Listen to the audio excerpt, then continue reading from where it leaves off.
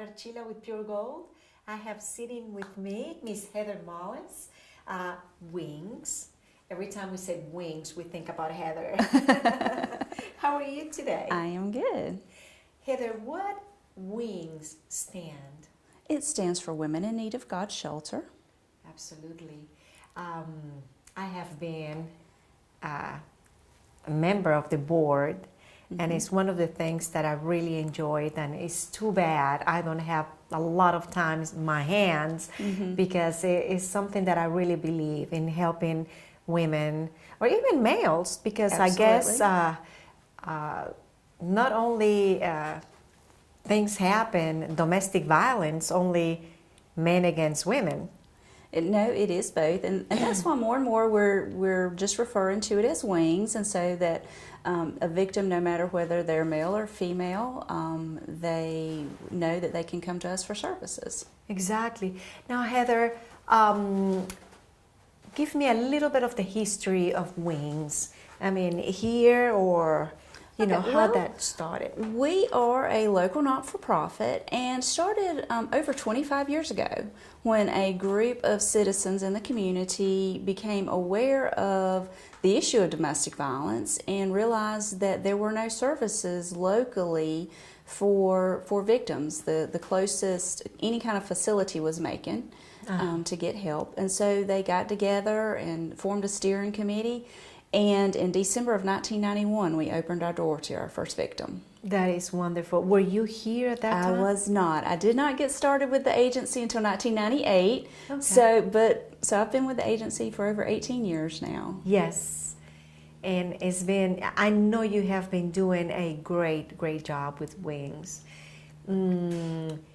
What area do we cover with WINGS? Well, we have a designated service area through the state, and that is Bleckley, Dodge, Johnson, Telfair, Wilcox, and Wilkinson, and of course Lawrence County. Yes. And so that's our designated service area, and that's where we do our outreach activities. But that doesn't mean that we won't serve victims from outside of that service area, and actually even from outside of the state of Georgia. Because sometimes people, in fleeing from domestic violence, they want to get as far away as possible from their abuser. Or maybe they have family in this area that they want to come to for a support system. Or maybe their job allows them to transfer into this area and actually be able to maintain their employment. For example, somebody who works with the prison system or with the VA would be able to transfer into this area. You see, that one thing that I always think about, domestic violence, it doesn't happen only in people with low incomes or people with no education. It happens anywhere. Absolutely, no matter what color, what age, what income bracket, what education level, domestic violence affects everybody. Yes. And not all the time, I mean, sometimes it's related to drinking or drugs, but sometimes it's just, I don't know, in the Hispanic community, sometimes it's like the male feels very macho and I can do whatever. But again, it doesn't matter the level of education. In general, it's a sense of entitlement, or it's a society that for generations have told us that men were in control and women were subservient. And so that is translated into the abuse of women in general. Right, and a lot of women believe that if he's very jealous and if he, actually at one point, I remember one lady that told me, I don't think he loves me because he used to hit me a lot and be very jealous, and he's not doing that anymore. And I was very surprised. That's one of the cases that I in court. Absolutely. And that is one of the reasons why we go into the school systems and we start teaching girls and boys at middle school age what is a healthy relationship. and how you're supposed to interact with each other, and that jealousy does not equal love, and control does not equal love, that a healthy relationship is two people who respect each other and communicate, and there is no violence in a healthy relationship. Absolutely. In another case, I've seen people saying, but that's what my father used to do to my mother. So why here is unacceptable when I grew up in whatever Hispanic country, and that's what I saw at home. Well, and not just in the Hispanic culture, but in all cultures, if you grew up with something, that's your normal. And so when we try to tell them that that's not normal and that's not how other people live, then it's very confusing for people, whether it's violence or whether it's what time of day you eat supper. I mean, what's your normal, how you were raised, is how you tend to perpetuate once you become an adult yourself. Goodness. I know that you guys moved a few years ago. We did. Because I was part of the board when we did that. You have a bigger place. How big, how many people you can have here at once? Well, we actually just expanded a little bit. We increased our capacity from 15 to 18. Oh, that's wonderful. Which doesn't seem like a lot, but we went from 5 bedrooms with 4 bathrooms that multiple families had to share to 6 bedrooms with 6 private bathrooms. Wow. So the quality of life now for the families that are staying in the facility is so much better. That is wonderful. Well, I tell you what, we're going to take a very short break. Please stay with us. We'll be right back. This is the Century 21 team, and we're here to help you win your game. George Durden. Ann Adams. Ruth Watson. Charlene Lamb. Delton Lamb. Jay Brantley. Raina Dubberly. Leanne Walker. Jody Tanner. Beverly Forbes. Pam Tillery. Yvonne Robertson. Benny Helton. David Deeves. Jim Jarrett. Put the Century 21 team to work for you today. Thank you for staying with us. We're here having a nice conversation with Miss Heather Mollis from W.I.N.G.S, something that we all need to be aware. I know that something like W.I.N.G.S needs a lot of volunteers. How can someone that is watching that wants to help, what do they need to do? Well, there's a variety of ways that people in the community can help. One is volunteering. And if they're interested in volunteering, they would just need to get in touch with us, and then we would start the application process and determine in what way they wanted to help, what skills they had to offer, what was going to best match their schedule. But if they didn't want to commit that much time to it, they could also, maybe as an individual or as a family or as a group that they're a part of, they could do a donation or supply drive for us. We go through tons of toilet paper and paper towels and cleaning supplies, and anytime we can get those from the community, that's more money that we have to put to services for victims. If they wanted us to, if they wanted to get involved in maybe some of our awareness activities, that is something that they could do. So basically just get in touch with and let us know that they're interested in helping, and we can talk to them for days about how they can help us. Yeah. You mentioned service that we provide. What kind of service W.I.N.G.S provide? Well, we do have a 24-hour helpline, so 24 hours a day, 7 days a week. If somebody is, whether they're a victim or a friend or a family member or a coworker or just somebody that wants more information about our program or wants to access our services, they can call. It's manned by trained staff.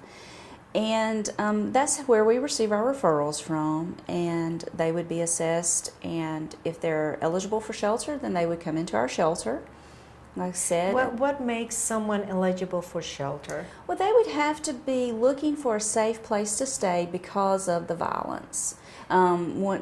We have a lot of people not understand that we are not a homeless facility. We are a safe shelter for victims of domestic violence. And when Can these victims bring their children? Absolutely. Okay. Absolutely. And we even house male victims. We have to put them in hotels. They can't come into this facility, but if they I need was going safe to ask shelter, that. if they need safe shelter, we're going to help them too. We don't discriminate. We don't have as many of those. Usually economics plays a role in the woman needing safe shelter more so than a man does. And they can stay with us for up to 90 days. Okay. And during that time that they're here with us, we do all kinds of stuff. We have support group, we do case management, we do life skill classes. We try to do some fun stuff with them and the kids to kind of bring that positive parent-child relationship back. We help them with transportation, job search, housing search. I was going to say that, job search. Now, if they already have a job, can they go to work and leave the kids here? We would work with them to find childcare for the children. Sometimes it's volunteers here. Usually if they already have a job, they usually already have some sort of established childcare. When the kids come here, they continue going to school. So we try to disrupt the family's life as little as possible. So they keep going to school, either the parents or the mother bring them to school, or the school bus will stop here? The city school system and the county school system is very good about working out transportation for us. So, they will actually come here and get the kids and take them to either the city school or the county school that they go to. If they're coming to us from another county, obviously we have to transfer them into one of these our county schools, though. How do we recognize there is a problem at home? I'm sure, I don't know if the schools referred some people to you guys, or how do we recognize that? Well, sometimes you can tell most people are looking for physical signs of abuse, whether it's bruises or broken bones, and that can be a sign, especially if they have unexplained injuries. Or they frequently run into the wall or fall down the stairs, or things that is that really what happened? But then you can start looking at, do they spend less time with their family and less time with their friends? Does it seem like that they don't go anywhere without the abuser, and they never have alone time, and that they're maybe really scared to talk in front of him now? So these are some things that in working with people, friends and family and coworkers, that when you start noticing these changes in the freedom that they have, then those are some things. A red flag. Red flags, right there. Yes. Do you find very often that after they spend some time here, they have counseling, they have all these things, they leave and go back to the same person? Sometimes they do. Sometimes it's because they're afraid. They're afraid of being by themselves and having to take care of themselves and their children without the financial support of that abuser. Sometimes part of domestic violence and part of that control is that abusers are really good at apologizing and making up and saying it's going to be different this time, and I'm going to go to counseling and just come back, and it's even all a going few to be tears good. here and Yes, there. they're really good at that. So they convince them to come back, and it may be good for a little while, but unless he really wants to change, it's not going to change, and eventually it'll be back to the same. Now, do you offer counseling for them as a couple? We have a support group for the women and the children. to process what they've been through. And we have a really good relationship with a local counselor here in town to do some more intensive therapy As a with the family. victims. Now, we do not encourage marital counseling because of the violence. Right. And we try to work on the victim and her children and get them situated. And then if the abuser really wants some help, then there are some resources in town that he can go to as well. Yeah. Well, we're going to take another short Okay. break and stay with us. Thanks. When my mommy and daddy get sick, they always go to W.I.N.G.S Internal Medicine. They say that they don't trust anybody else. My papa and Mima, my aunts and uncles, just about everybody in my family trusts W.I.N.G.S Internal Medicine. My mommy says that they are the most experienced and have the best doctors in all of Lawrence County. My daddy says they are problem solvers. I'm not sure what that means, but I do know that they sure are nice. I just love W.I.N.G.S Internal Medicine on Fairview Park Drive in Dublin. Thank you for staying with us. I'm sitting with Heather Molles. We're talking about very important topic, domestic violence and help. That yes, there is help out there, and W.I.N.G.S is a place to call when you are in that situation. Heather, what is the phone number that we can call if there is a need for help? Our helpline number is 478-272-8000. And like I said, there's somebody here to answer that 24 hours a day. If you just want to talk to somebody, if you're looking for information, if you think you might need our services, then just feel free to give us a call and we will talk you through it. Yeah, and even, Heather, I imagine that if we are not too sure, we're not sure if that's an unhealthy relationship, we can talk to you guys, Absolutely. right? And you guys can walk us through it. We can walk you through determining whether it's a safe place. We can do safety planning over the phone if you're thinking about leaving but not quite ready. We can kind of help them think about the things they need to do or not do as they start that process. A lot of times we get phone calls from friends and family members who want to know how to help, and we can walk them through that process as well. Another thing that I have seen that you guys do is going to court with the people to get in like a restraining order or something. Yes.